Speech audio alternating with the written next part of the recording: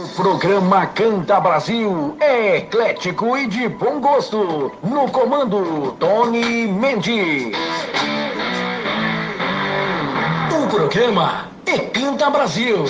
A rádio é Quintal do Samba FM. O apresentador é Tony Mendes. E o mais importante aqui é você. Olá, ouvintes da Rádio Quintal FM. Olá, Tony Mendes. Feliz sábado para vocês. Aqui é a Vera Lima, da Central Eficaz de Notícias. Neste sábado, nós estamos aqui conversando com a escritora Dorinha Aguiar, jornalista, ambientalista, já recebeu vários prêmios, já foi premiada no Furnas Ouro Azul com o projeto de educação ambiental infanto-juvenil. Dorinha Aguiar é uma pessoa cheia de virtudes, de valores, que traz para a gente aí a empatia, a generosidade, e é com base nisso que nós vamos começar esta entrevista com a Dorinha. Muito obrigada por aceitar estar aqui conosco. Fale um pouquinho, Dorinha, da sua vida. Quem é você? Porque eu sei que você tem um coração imenso e está trazendo para a gente uma novidade incrível. Fala um pouquinho para a gente de você.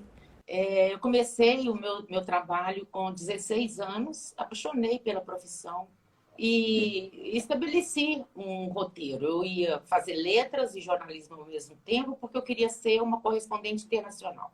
Aí eu fiz vestibular para comunicação, passei, depois eu fiz outro vestibular para letras, eu fazia jornalismo de manhã e letras à noite. Até que eu me apaixonei e aí eu tive que abandonar letras e fui encaixando a minha profissão no meu casamento, na minha nova vida.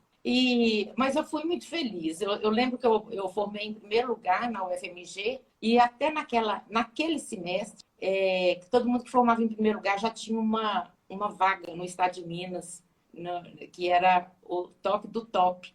Aí tinha muita gente lá, assim, eu não sei por que implicavam com isso, mas não, nós vamos terminar com isso. Falei, olha, eu sou o primeiro lugar, eu não vou me incomodar, porque eu vou fazer um teste lá e vou passar em primeiro lugar e vou pegar a vaga que eu quiser. Então, por mim, vocês podem até tirar isso. E eles tiraram mesmo. E eu fiz o teste, passei em primeiro lugar. E no estado de Minas, Diário da Tarde, eu trabalhei uns 4 anos, eu trabalhava nos dois ao mesmo tempo. Então, eu era revisora no estado de Minas e repórter no Diário da Tarde. Eu nasci para isso, eu nasci para ser jornalista. Então, por razões contrárias à minha vontade, eu tive que abandonar a minha profissão, o exercício da minha profissão, que era um exercício diário, né? Poucos dias antes, um mês antes disso, de eu ter que abandonar, eu fui convidada para fazer um teste na TV Alterosa para ser chefe de um programa que chamava Clube do Pescador. E eu fui selecionada também em primeiro lugar. O primeiro programa seria no Pantanal e seria já no dia seguinte. Nessa época, eu fui obrigada a abandonar minha profissão. Eu acho que isso é uma experiência muito trágica, sabe? A gente abandonar aquilo que a gente acha que nasceu para fazer. Eu não gostaria que ninguém abandonasse a profissão, porque é uma dor que a gente carrega diariamente, todos os dias, e dói. Dói. Eu acho que só não sabe o que é isso quem nunca passou por isso. Então, para exercer a minha profissão e continuar colocando o meu perfil no meu trabalho, eu iniciei a escrita de livros. Todos os meus livros têm um perfil jornalístico. Se não são grandes reportagens, como Duas Vidas, que é a história da Guerra do Líbano, ou O Anjo da Rua Termopilon, que já é a história do sobrevivente do Holocausto na Grécia, ou os 50 anos da Escola de Design, né? Todos eles são grandes reportagens. Agora, os livros que são de filosofia, que é essa coleção que nós estamos lançando agora, narrada, As 7 Virtudes, Histórias do Ranchinho do Gavião, bem como a outra, que é para praticar na segunda infância, que é Cidadania e Ética para Criança, que eu fiz com a Cibele, minha filha, eles têm o perfil jornalístico, porque eles têm uma metodologia de pesquisa, têm uma metodologia de inserir um contexto dentro de um fato. Então, todos os meus livros têm esse perfil jornalístico. Olha, gente, a Dorinha é minha amiga. Graças a Deus eu tenho uma amizade como essa. Feliz de quem conhece a Dorinha e está com ela por perto. E você pode estar com a Dorinha bem pertinho de você através dessa sua maravilhosa obra que traz virtude, que traz a empatia, a compaixão, todos esses sentimentos bons para os nossos corações e de nossas crianças. Então, Dorinha, falar sobre o livro As Sete Virtudes é falar sobre você, sobre o que eu conheço de você, viu? Qual é a importância de ensinar os valores para a criança ou para as crianças de uma forma geral na primeira infância? É uma coisa impressionante porque a gente não aprende isso quando a gente é jovem e está para ser mãe, né, Vera? Sim. Hoje em dia se fala muito nisso, as habilidades socioemocionais. Mas é um investimento, é o maior investimento na criança, é na primeira infância. Porque é na primeira infância que vão traçar o caminho moral, o caminho ético, o caminho do equilíbrio para a vida inteira. É construir na primeira infância, reforçar na segunda infância, que aí eles vão praticar a partir da adolescência. Se não houver esse investimento, a criança vai sobreviver às custas do que ela enxergar, do que ela achar, do que mais marcar. Pois é, gente, é isso. Até os 5 anos você consegue colocar lá na mente, no coraçãozinho das crianças, aquilo de bom que elas vão carregar pro resto da vida. A Dorinha está nos trazendo todas essas informações úteis, muita coisa eu não sabia. Estou aprendendo aqui com ela agora. Me fala quais são os valores que você trabalha na coleção As Sete Virtudes, Histórias do Ranchinho do Gavião. Então, a Bloom é uma história que vai aprender, vai deixar muito para se pensar, para se construir e para se praticar. Vamos praticar a justiça desde a primeira infância, porque assim a gente vai ser pessoas justas. Eu acho que isso, para ser justo, tem que ter uma série de outras virtudes por trás, sabe? De honestidade, de dedicação, de hombridade, de autenticidade. Então, eu creio que a história da Bloom é uma história bastante didática para a gente aprender muitas outras coisas. Que lindo, hein, Dorinha?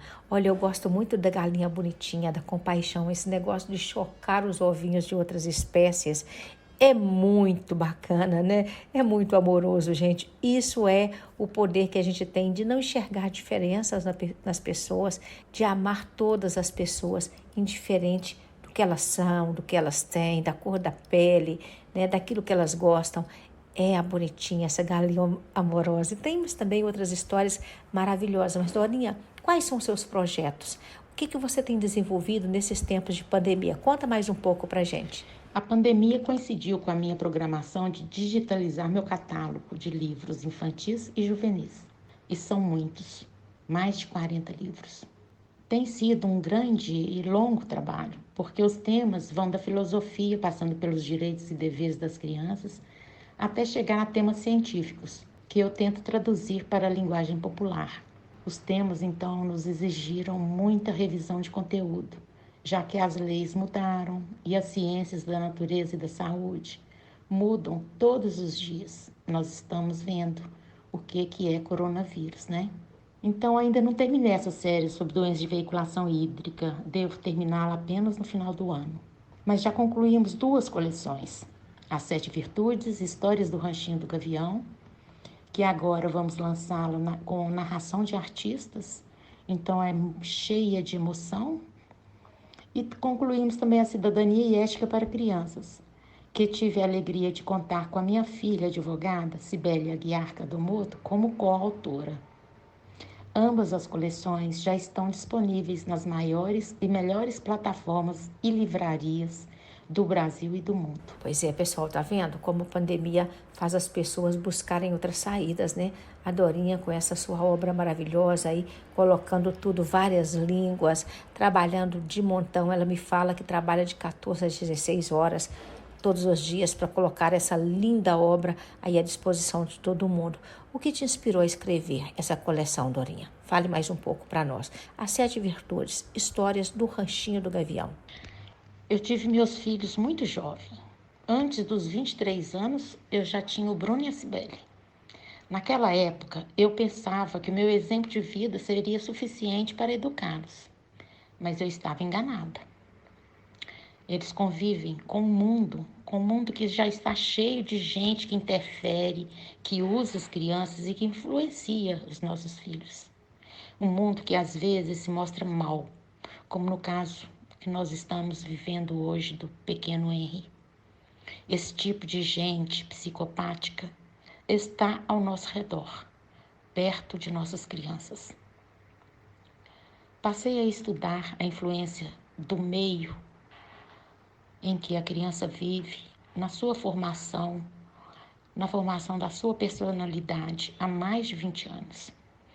Eu descobri com muito estudo que o meio em que ela vive pode deixar adormecido algum gene de perversidade, porque esse gene já foi comprovado que é hereditário. Então eu construí histórias com o intuito de permitir aos pais educadores traçarem um caminho de empatia para a criança, porque sem empatia ela pode tornar-se psicopata. Infelizmente, é verdade. A educação é muito mais árdua do que eu pensava. Então, cada história que eu construí, eu tive a intenção de favorecer o diálogo com a criança sobre os temas da vida real, tanto da alegria, da imaginação, do amor, quanto também de temas tristes, dolorosos, como a perda de pessoas que a gente ama, que hoje é uma frequência nas nossas vidas, né?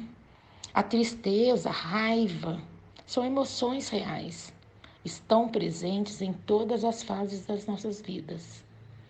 Então essa coleção foi criada, foi mesmo construída para que o adulto possa sentir essas emoções junto com a criança. Essa narração, que é cheia de emoção, vai permitir ao mediador ter a oportunidade de praticar com a criança a melhor reação a tantos fatos apresentados nos livros. São fatos da vida real.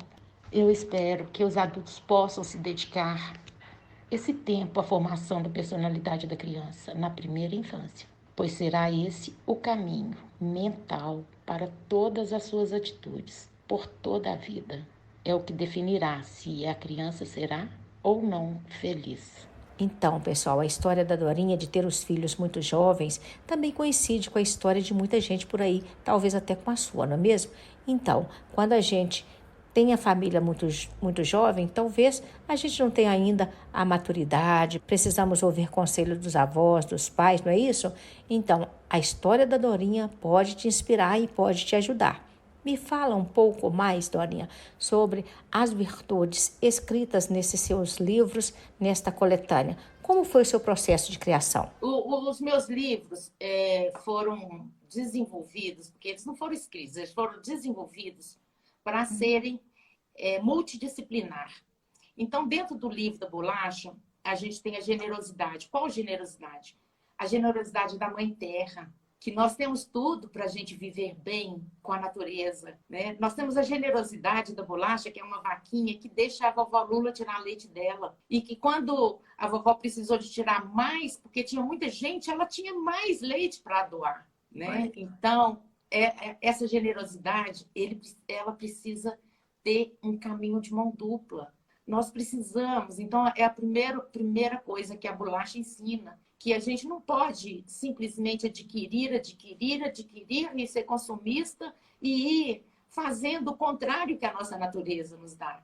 Ser ruins para a natureza, fazendo com que ela vá morrendo em todas as partes dela, porque ela está morrendo muito e no Brasil está um caos. Livros para inspirar, para serem multidisciplinares, ou seja, para ensinar várias coisas, ensinar filosofia, sociologia, história, né? Cidadania.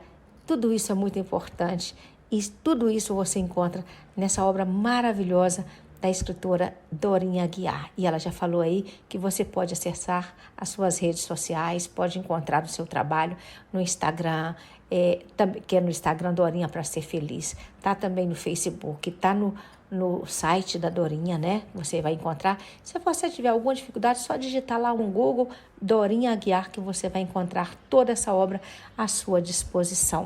Muito obrigada, querida, por estar aqui conosco. Obrigada, Tony, por nos abrir esse espaço mais uma vez, deixando um abraço para todo mundo da Quintal FM. Fiquem com Deus, se cuidem, até o próximo sábado.